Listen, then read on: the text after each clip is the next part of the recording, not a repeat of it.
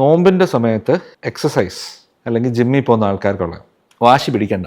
നോമ്പിൻ്റെ സമയത്ത് വാശി പിടിച്ച് ഇപ്പം തന്നെ പഴയതുപോലെ തന്നെ വർക്കൗട്ട് ചെയ്യണം എന്നുള്ളൊരു വാശി വെക്കേണ്ട കാര്യമില്ല. നോമ്പിൻ്റെ സമയത്ത് you will definitely have muscle loss അല്ലെങ്കിൽ മസിൽ മാസ് ബ്രേക്ക് ഡൗൺ ചെയ്യും. So when you are training your focus should, if train ചെയ്യണമെന്ന് അത്യാവശ്യം ഉണ്ടെന്നുണ്ടെങ്കിൽ your focus should be only on muscle mass maintain ചെയ്യാനുള്ള ശ്രമങ്ങൾ നമുക്ക് ചെയ്യാം. എന്ന് വെച്ച് കഴിഞ്ഞാൽ കുറേയൊക്കെ ബ്രേക്ക് ഡൗൺ ചെയ്യാതെ, എന്തായാലും ബ്രേക്ക് ഡൗൺ ആവും, പക്ഷേ അത് കൂടുതൽ ബ്രേക്ക് ഡൗൺ ചെയ്യാത്ത രീതിയിലുള്ള ഫോളോ അപ്പ് നമുക്ക് ചെയ്യാൻ നോക്കാം. What I say is listen to your body. If it's saying, അത് ശരീരം പറയുകയാണ് എനിക്ക് റെസ്റ്റ് വേണം, എനിക്ക് ഉറങ്ങണം എന്ന് പറയണം. നോമ്പെടുക്കുന്ന ആളോട് പറയുന്നത്. അപ്പോൾ ശരീരം അങ്ങനെയാണ് പറയുന്നതെങ്കിൽ ലെറ്റ് ഇറ്റ് ബി, റെസ്റ്റ് എടുക്കുക, റെസ്റ്റ്, ലെറ്റ് ഇറ്റ് റിലാക്സ്. ശരീരത്തിന് it is already in a lot of stress. നോമ്പെടുക്കുന്ന സമയത്ത് ഫാസ്റ്റ് ചെയ്യുന്നത്, ഇത് ഈ നോമ്പെന്ന് പറയുന്നത് റമദാൻ്റെ മാത്രമല്ല, ഇൻ്റർമിറ്റൻറ്റ് ഫാസ്റ്റിങ്ങും എല്ലാം ഈ നോമ്പിൻ്റെ കൂട്ടത്തിൽ പെടുന്നത് തന്നെ. ഇഫ് യു ഫാസ്റ്റിംഗ്, ഇൻ്റർമിറ്റൻ്റായി ഫാസ്റ്റ് ചെയ്യുക, do not force your body, it's already in stress, it's already over working. അപ്പോൾ ആ സ്ട്രെസ്സിൻ്റെ കൂടെ ഇനി മസിലും ബിൽഡ് ചെയ്യണം എന്നുള്ളൊരു വാശി വെക്കണ്ട. ബ്രേക്ക് ഡൗൺ ചെയ്യാതെ നോക്കാൻ കുറച്ച് കാര്യങ്ങൾ നമുക്ക് നോക്കാം. How can we do that? Ramadan സമയത്ത് ഇപ്പം ഇഫ്താറിൻ്റെ സമയത്തിന് തൊട്ട് മുമ്പാണ് ഞങ്ങൾക്ക് വർക്ക് ചെയ്യാൻ സമയം കിട്ടുകയാണെന്നുണ്ടെങ്കിൽ ഹെവി ഡ്യൂട്ടി വർക്കൗട്ട് ഒന്നും എടുക്കണ്ട. നോർമൽ അല്ലെങ്കിൽ ഒരു ലോ ഇൻറ്റൻസിറ്റി വർക്കൗട്ട്, ബ്രിസ്ക് വാക്കിങ്ങോ അല്ലെങ്കിൽ നല്ലപോലെ ഒന്ന് റേഞ്ച് ഓഫ് മോഷൻ എക്സസൈസസോ നല്ലപോലെ ഗ്രൗണ്ട് എക്സസൈസസോ ഒക്കെ ചെയ്യുക. That's it. നല്ലപോലെ ഒരു മീഡിയം റേഞ്ചിൽ ചെയ്യുക. That is enough.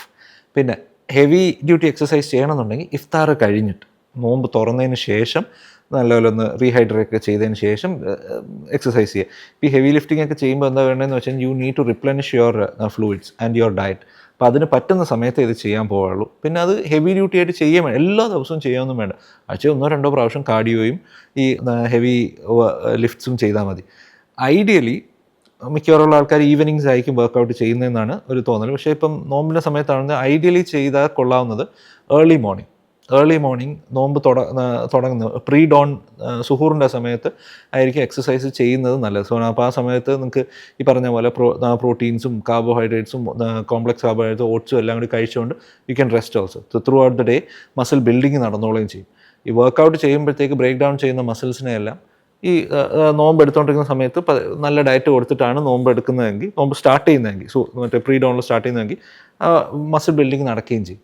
പിന്നെ ഇതിനെ ഫോഴ്സ് ചെയ്യേണ്ട. You are suppose to lose weight.